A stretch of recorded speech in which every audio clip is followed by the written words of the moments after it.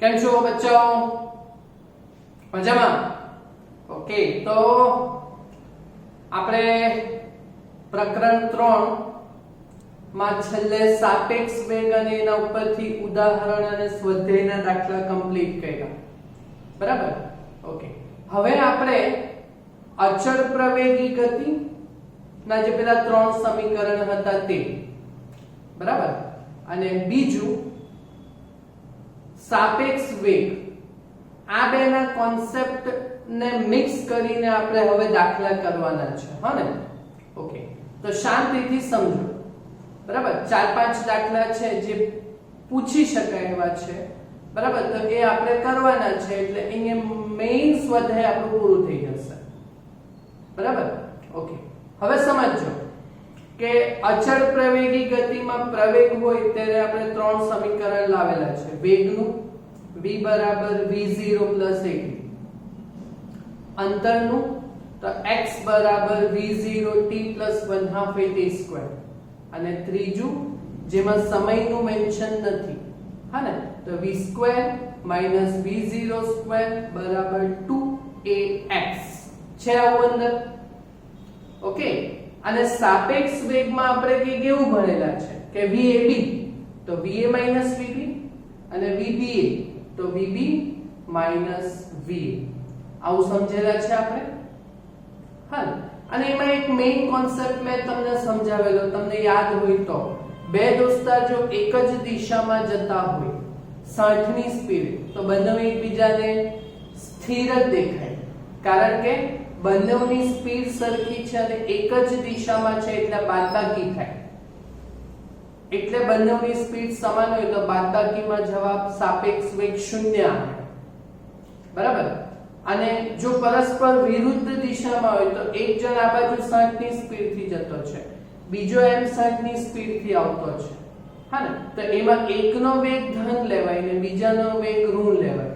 હા ને, એટલે સાપેક્ષ વેગમાં વચ્ચે બાદબાકી આવે તો એક ઓછા ઓછા વધતા થઈ જાય. હા ને, એટલે સિમ્પલ કોન્સેપ્ટ છે. એક જ દિશામાં હોય તો બાદબાકી થાય સાપેક્ષ વેગ, અને પરસ્પર વિરુદ્ધ દિશામાં હોય તો સરવાળો થાય. સમજાવેલું છે એવું તમને? ઓકે, તો આ સત્ય ઘટના પર આધારિત આપણી પાસે એક દાખલો છે, સ્વાધ્યાયનો 9મો દાખલો.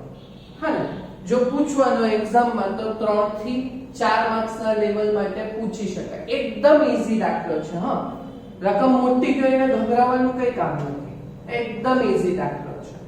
બરાબર, બસ આટલું તમને આવડે તો પછી તો આપણું મેથેમેટિક્સ સીધા સિમ્પલ મેથેમેટિક્સ થી આવ્યું આ વસ્તુ થઈ જશે સૌ. ઓકે, તો જોજો શું કીધેલું છે કે ભાઈ બે શહેરો છે A અને B, નિયમિત બસ સેવા દ્વારા જોડાયેલા છે. એટલે બે શહેર છે A અને B, બંનેના વચ્ચે બસોની અવરજવર છે નિયમિત ઝડપ પર. હા, તથા પ્રત્યેક કેપિટલ T મિનિટ પછી બંને બાજુ બસો દોડે છે. એટલે કેપિટલ T મિનિટ થાય એટલે બંને બાજુ બસ દોડ્યા કરતી છે નિયમિત ઝડપે. હા, એટલે આમાં પ્રવેગ નથી. પ્રવેગની વેલ્યુ કેટલી છે? 0, કેમ કે અચળ ઝડપ છે. પછી કોઈ એક વ્યક્તિ 20 કિલોમીટર પર કલાકની ઝડપે સાયકલ પર શહેર A થી શહેર B જઈ રહ્યો છે. અહીંયા શહેર A છે, અહીંયા શહેર B છે. બસ સેવાથી તો જોડાયેલા જ છે. હા ને, પણ કોઈ એક બિચારો ગરીબ છે સાયકલ વાળો, તે શહેર A થી શહેર B બાજુ એમ જતો છે. બરાબર, ત્યારે તે નોંધતો છે. શું નોંધે છે તે જોજો. તો પ્રત્યેક 18 મિનિટ પછી એક બસ તેની ગતિની દિશામાં, એટલે AM જતો છે એની ગતિ આ બાજુ છે, તો 18 મિનિટ પછી એમ બસ જાય તો દરેક 18 મિનિટ પછી એના પાછળથી જતી છે. હા ને, અને પ્રત્યેક 6 મિનિટ પછી ગતિની વિરુદ્ધ દિશામાં, એટલે સામેથી આવતી બસ 6 મિનિટે પાસ થતી છે. બરાબર, અને પાછળથી જે બસ જતી છે તે 18 મિનિટે પાસ થતી છે. બરાબર, તો શું શોધવાનું છે? તો બસ સેવાનો સમય કેપિટલ T શોધવાનો છે, અને બીજું શું શોધવાની છે? બસની ઝડપ. બરાબર, તો આપણે જે બે શોધવાનું છે એને ધારી લઈએ હા ને કે ભાઈ નિયમિત બસ સેવા જે છે એની ઝડપ કેટલી છે 20 વી અને એના માટેનો લાગતો સમય કેટલો છે કેપિટલ ટી. આમાં પ્રવેગ તો છે જ નહીં, અચળ છે ઝડપ એટલે બરાબર. તો a અને b વચ્ચેનું જો અંતર x જેટલું હોય તો આપણું x નું સૂત્ર શું? તો v0t + 1/2 at². તો પ્રવેગ તો છે નહીં એટલે અંતર x બરાબર v0t એટલે vt જ આવશે બરાબર. કાં તો બીજી વ્યાખ્યા અંતર બરાબર વેગ એટલે અંતર ભાગ્યા સમય. તો અંતર બરાબર વેગ ગુણ્યા સમય થઈ ગયું. હા, આને આપણે આપી દીધું સમીકરણ નંબર 1 બરાબર. હવે બે કેસ છે. પેલો સાયકલ સવાર જે છે તે 20 ની સ્પીડ થી a થી b બાજુ જતો છે. હા ને, જો આ શહેર a, આ શહેર b બરાબર. શાંતિથી સમજો બરાબર. સાયકલ સવાર એ સાયકલ સવાર એટલે એ સાયકલ માટે c બતાવો. હા ને, ચાલો ધારો કે આપણે આકૃતિ બતાવી તો સાયકલ સવાર વાળો બતાવવાનો હોય તો આપણે આવી રીતે એક માણસ બતાવી દીધો. હા ને, આ સાયકલ સવાર કે બાજુથી કે બાજુ જતો છે a થી b ઉપર કેટલી સ્પીડ થી 20 કિલોમીટર પર કલાક એટલે a થી b બાજુ સાયકલ નથી બતાવી ચાલે 20 કિલોમીટર પર કલાક બરાબર. સેમ આ જ વસ્તુ a b સાયકલ સવાર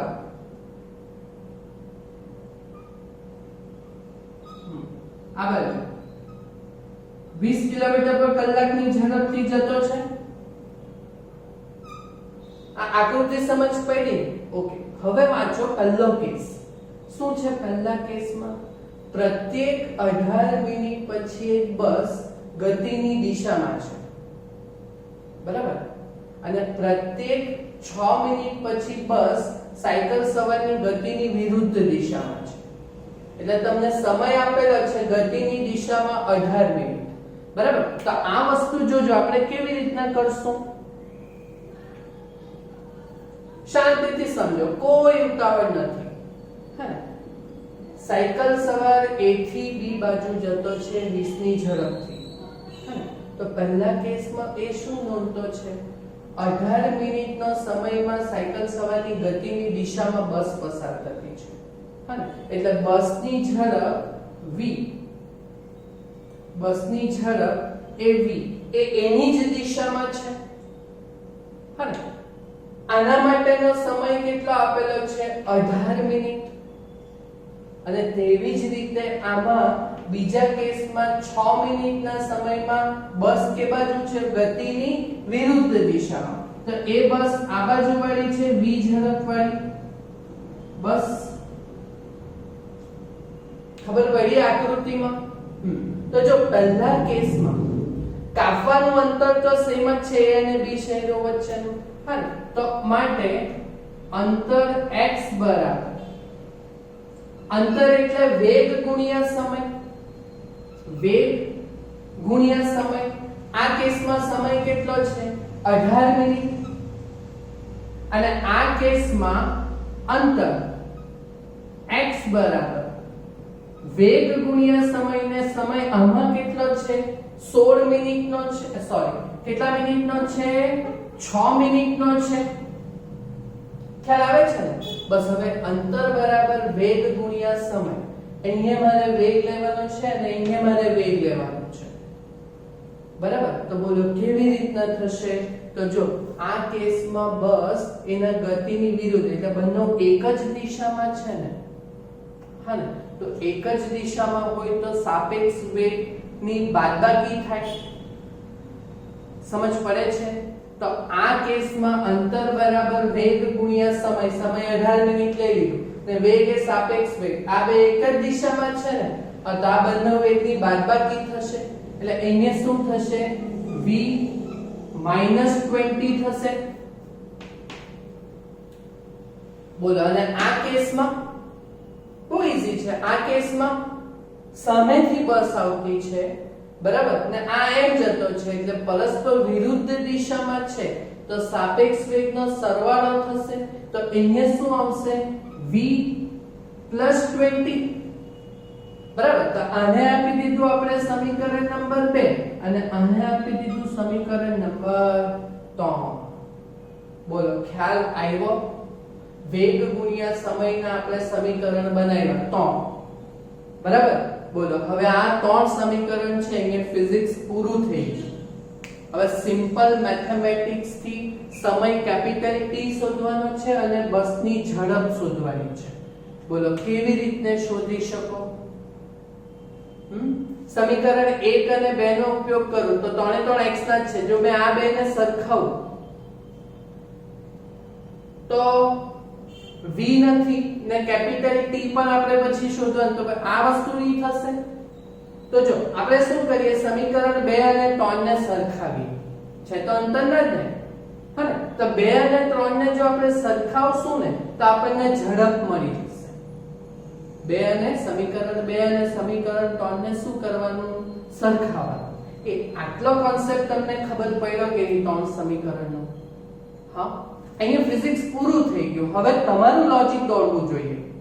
હા, હવે આ 3 સમીકરણ આવી ગયા. હવે આ 3 સમીકરણમાં એક કામ કરીએ, બીજું અને ત્રીજું ને સરખાવવાનું. હા, હવે પછીનો દાખલો તમે જાતે જ કરજો, પ્લીઝ જોઈને નહીં કરતા. હા, સમીકરણ 2 અને 3 ને મેં સરખાવું તો છે ને મને ઝડપ મળશે v. હા, જો કે રીતના મને જોઈએ. ચાલો ઓકે, તો આપણે શું કરીએ, સમીકરણ 2 અને સમીકરણ 3 ને સરખાવતા. ચાલો સમીકરણ 1 સમીકરણ 2 અને 3 ને આપણે સરખાવીએ. ઓકે, તો 2 અને 3 ને સરખાવીએ તો બંને અંતરના જ છે ને, તો આ બાજુ શું થશે v - 20 * 18 ને આ બાજુ v + 20 * 6, બરાબર. ઓકે, હવે તો 6 તાલી 18 એટલે અહીંયા 3 રહેશે. ઓકે, તો v - 20 * 6, સોરી ઇન્ટુ અહીંયા કેટલા આવશે 18 ભાગ્યા 6 એટલે 3, એટલે અહીંયા 3 બરાબર v + 20. એકદમ સીધું સાદું સિમ્પલ મેથેમેટિક્સ યુઝ કરવાનું છે. ઓકે, ચાલો હવે આ 3 અંદર ગુણો એટલે 3v - 20 તાલી 60 is equal to v + 20. Okay, ચાલો હવે v શોધાશે કે આ પ્લસ v આ બાજુ આવે તો માઈનસ એટલે 3v - v, તો આ બાજુ -60 આ બાજુ જાય તો +60 એટલે 60 + 20.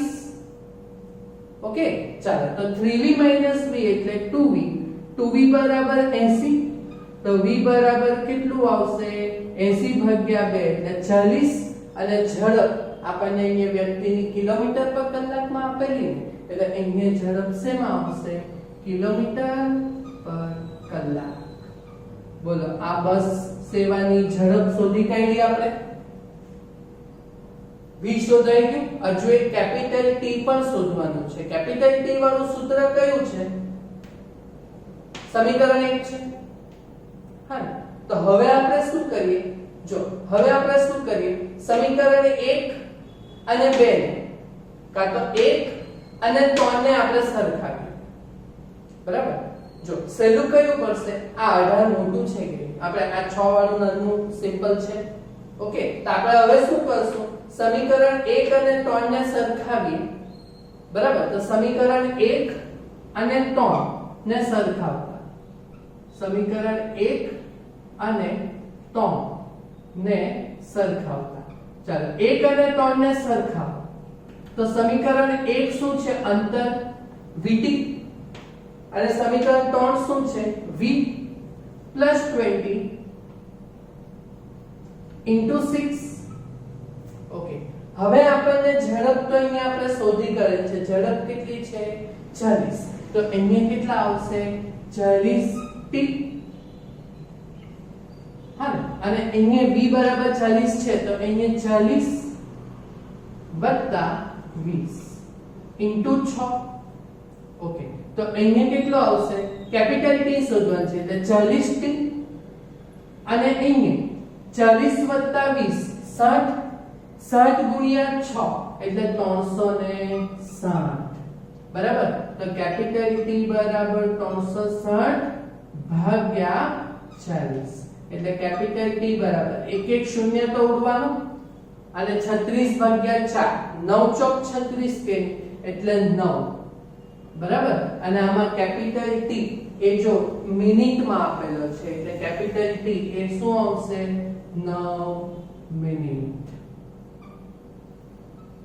બોલો કોન્સેપ્ટ ખબર પડ્યો પહેલું બધું તો મેથેમેટિક્સ છે તમને આ વસ્તુ સમજ પડવા જોઈએ કે બસની ઝડપ v અને એ કેપિટલ T નો સમય છે એટલે અંતર x બરાબર v હવે કેસ 1 18 મિનિટ પછી બસ ગતિની દિશામાં છે એટલે જો આકૃતિ બંને એક જ દિશામાં છે એટલે અંતર x બરાબર એક જ દિશામાં બે ની બાદબાકી v - 20 * t t સમય કેટલો છે 18 મિનિટ ને સેમ આવું બીજા કેસ માટે વિરુદ્ધ દિશામાં એટલે અંતર x બરાબર v + 20 વિરુદ્ધ દિશામાં એટલે તો એનો સમય કેટલો છે 6 એટલે * 6 બોલો 3 સમીકરણ પછી આ તો તમને જાતે આવડશે ને થશે દાખલો જાતે ક્લિયર પાકું હા ને તો આટલું કમ્પ્લીટ કરજો હા જાતે બરાબર ઓકે થેન્ક યુ